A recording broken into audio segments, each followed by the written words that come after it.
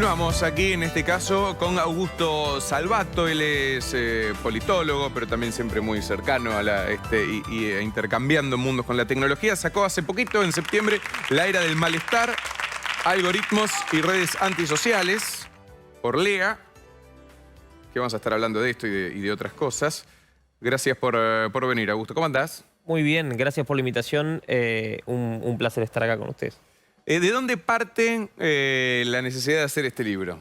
Bueno, yo hace mucho vengo trabajando con temas vinculados con tecnología, o sea, Sí. mi trabajo cotidiano tiene que ver con esto, pero vengo académicamente más de un background de las humanidades. Y estos son dos mundos que a veces cuesta vincularlos o que no se tocan mucho. Y yo creo que hoy, para entender la sociedad, es fundamental entender la tecnología, que es una parte, digamos, fundamental de lo que hacemos todos los días. Sí. Una persona de la generación Z se calcula que está en promedio 7 horas por día con el teléfono. Y de esas 7 horas, 4 horas está en redes sociales.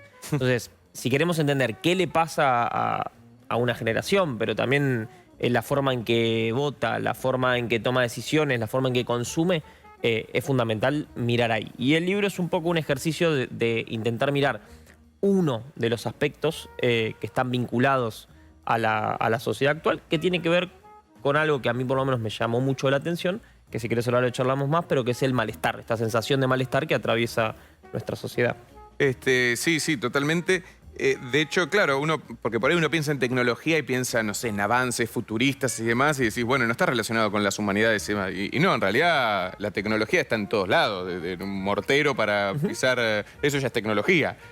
Tal cual, y de hecho, bueno, la filosofía desde la filosofía griega estudió, digamos, o buscó entender la técnica, lo que llamaban la técnica. De hecho, hay toda una rama de la filosofía que se llama filosofía de la técnica, y que lo que buscaba era entender cómo estaba afectando, digamos, una nueva tecnología podía afectar a la sociedad o a las prácticas sociales. Y hoy una tecnología tan masiva como un teléfono, como las redes sociales, cambia mucho las prácticas en las que nos relacionamos día a día. Bueno, hablábamos un poco fuera de cámara, pero lo podemos ver en cosas muy cotidianas, cómo fue cambiando nuestra forma de relacionarnos con el entorno, con cosas muy pequeñas, muy simples, Sí. a partir de la incorporación del teléfono. Desde estar hablando con alguien por celular mientras uno maneja, hasta dejar de tocar timbre, por ejemplo, al llegar a una casa y escribir "ya llegué". Bueno, todas esas pequeñas cosas van generando cambios en la forma en que la sociedad se comporta. Y cosas que por eso digo, nos vuelve tal vez más impacientes y a su vez, porque digo, pienso en...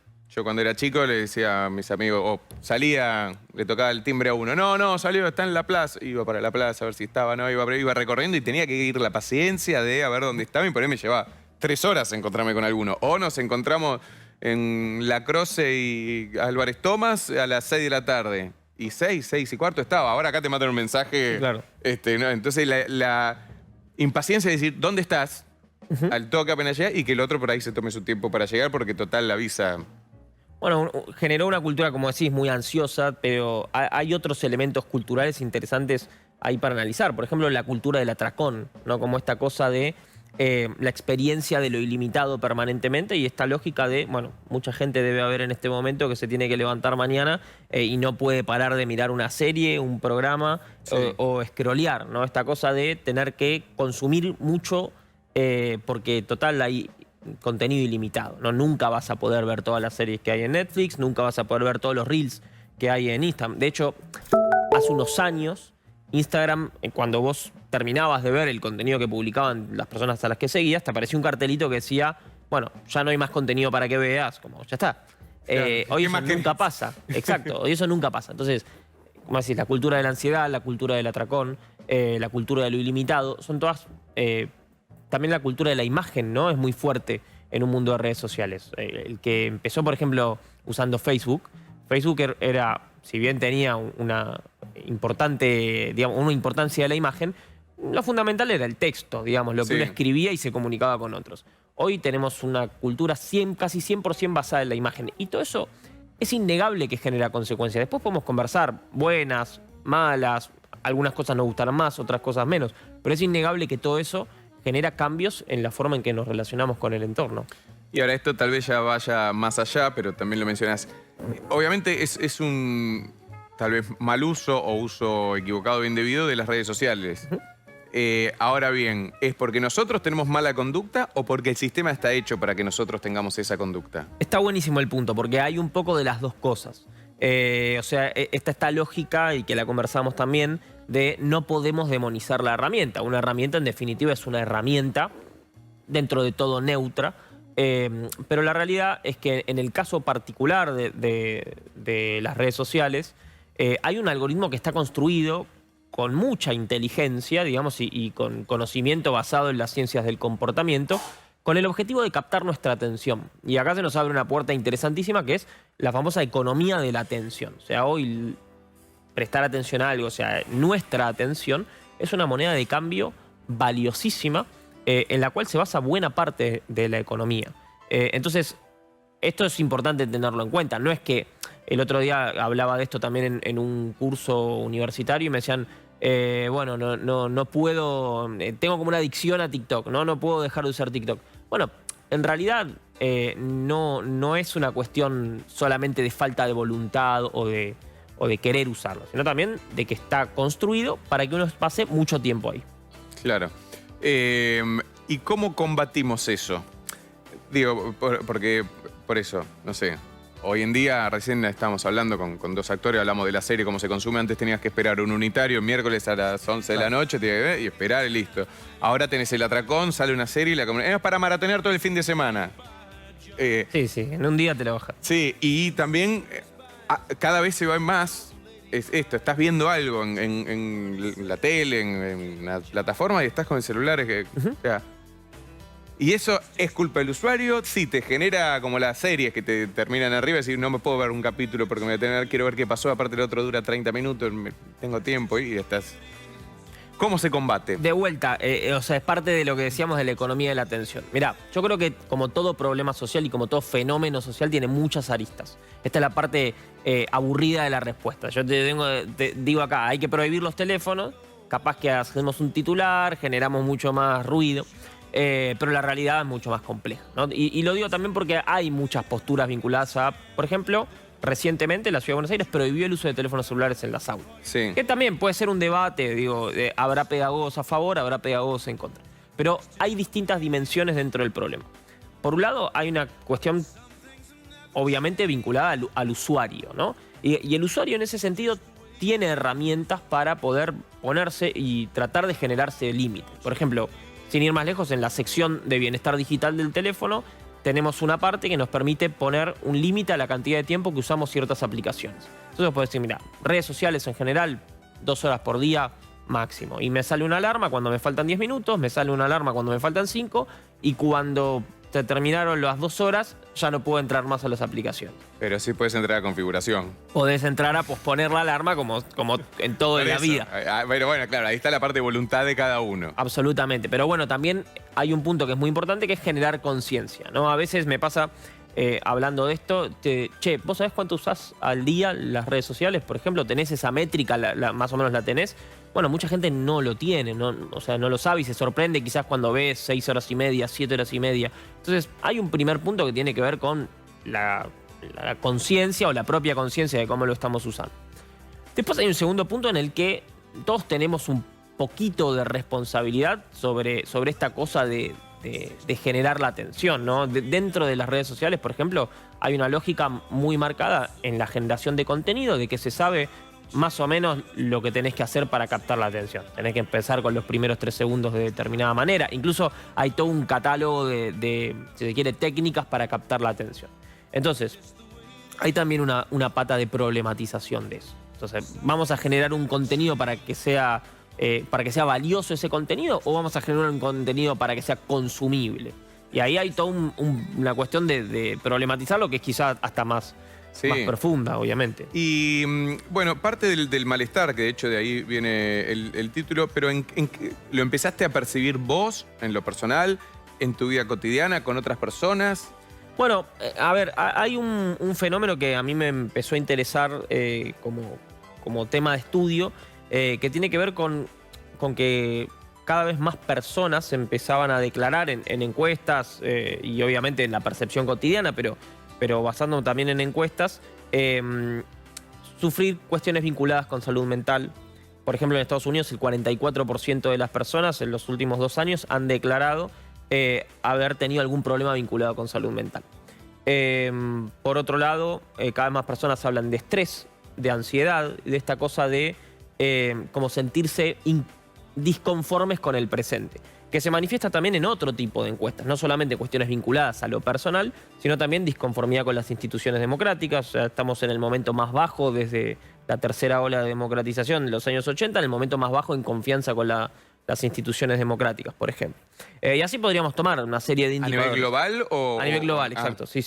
Y entonces así podríamos tomar una serie de indicadores que podrían ser variables que nos muestran un cierto nivel de malestar, no solamente individual, sino, y lo que me parece más interesante, colectivo. O sea, si entre un grupo de 10 personas hay una persona que tiene estrés, bueno, puede ser un problema de esa persona. Ahora, si 6 personas se sienten estresadas, hay algo colectivo para mirar. Entonces, un poco eso es el disparador. Y además, hay una contradicción, desde mi punto de vista, en eso, que tiene que ver con que si nosotros tomamos las variables que generalmente a la humanidad le han importado para medir el bienestar, todas esas variables están en su mejor momento histórico. Ahí quería repasar algunos títulos, pasajes del libro que me decía. Es el mejor momento de la humanidad. Claro, porque ¿qué integra la tablita del bienestar? Excelente, y es un punto muy interesante, porque el otro día hacía esta pregunta en una clase y un chico lo primero que me dijo fue la felicidad. Claro. Y en realidad nosotros, los seres humanos, o mejor dicho, cuando medimos el desarrollo, cuando medimos el bienestar en una sociedad, no medimos ninguna variable, que también sería muy difícil de medir, pero no medimos una variable vinculada a felicidad. ¿Qué medimos? Por ejemplo, alimentación, medimos el nivel de pobreza, medimos la violencia, o sea, que se interpreta como cantidad de homicidios cada 100.000 habitantes. Todas esas la esperanza de vida, por ejemplo, la expectativa de vida. Todas esas variables son sorprendentemente mucho mejores en los últimos 200 años. O sea, nosotros tenemos una expectativa de vida de 2 veces y media más que nuestros bisabuelos. Sí, la medicina avanzó. Por otro lado, la alimentación es mucho mejor. El nivel de personas con malnutrición es infinitamente menor. Hay un estudio muy interesante que hace un investigador de la Universidad de Oxford que se llama Manuel Eisner, que investigó la violencia, o sea, la tasa de homicidios de forma macrohistórica, es decir, desde el Renacimiento hasta hoy. Y hoy la cantidad de homicidios que tenemos comparado con el Renacimiento es un 10% de esos. Cada homicidio, cada X cantidad de habitantes, bajó. Exactamente, o sea, en términos relativos con la población y demás, pero muy bajo. Entonces, tenemos una sociedad mucho menos violenta. ¿Lo percibimos? Difícilmente. Probablemente mucha gente te diga estamos viviendo en una época muy violenta y demás. Tenemos la sociedad más igualitaria, menos pobre, con mayor expectativa de vida. Y sin embargo, sentimos este malestar. Entonces, ¿de dónde viene eso? ¿Por qué sentimos en este momento de la historia de la humanidad ese malestar? Así como, no sé, se viene estudiando, bueno, recién decías del Renacimiento para acá en cuanto a la violencia, pero no sé hace cuánto se empieza a medir la variable del bienestar y cómo es,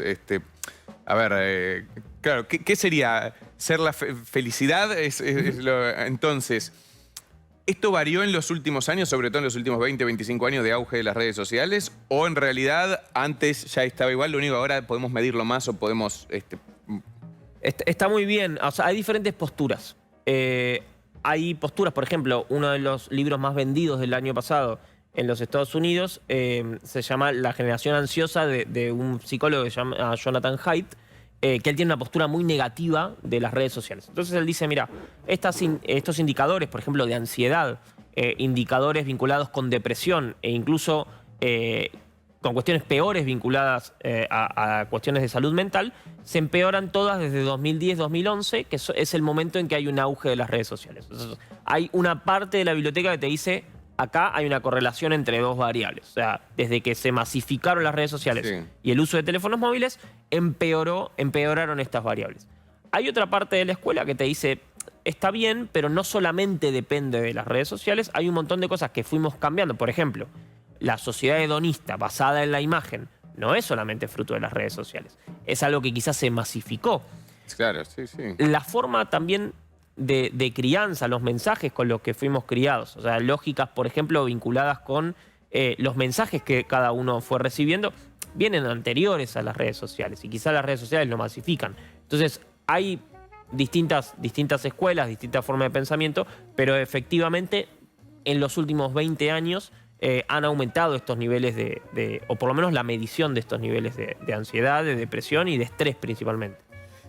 Algo que también, como decís, se masifica con las redes sociales, pero que también es un cambio de vida en la sociedad o de mandato, que es ¿por qué nos obligamos a ser felices? Y que aparte es a ser felices con todo lo que eso implica. ¿Cómo sos feliz? Si ves tal cantidad de series, si lees tantos libros, si viajaste y tal cosa. ¿Hace cuánto estás en el mismo trabajo? No, pero tenés que cambiar de trabajo, así... ¿Por qué nos obligamos a ser felices? Bueno, hay un fenómeno muy interesante que tiene que ver con una suerte de, como decíamos recién, de un mandato, o de pareciera un mandato, ¿no? Obviamente se está poniendo en términos de forma exagerados, pero una lógica donde lo que uno muestra y lo que uno ve en redes sociales y en lo público, digamos, tiene que ver justamente con esto, ¿no? Con una experiencia de vida que es bastante irreal, ¿no? Donde uno se muestra generalmente feliz. Digo feliz, se emparenta esto con la euforia, con la alegría. O sea, uno se muestra viajando, se muestra comiendo en un lindo restaurante. O sea, vos no sacás una foto a la milanesa que se te quemó. Sacás una foto al plato lindo que te sirvieron en un restaurante. Sí. Eso nos lleva a permanentemente estar mostrando una versión de la vida que es irreal, en definitiva. Y alguien porque es un momento, porque también, perdón, digo, acá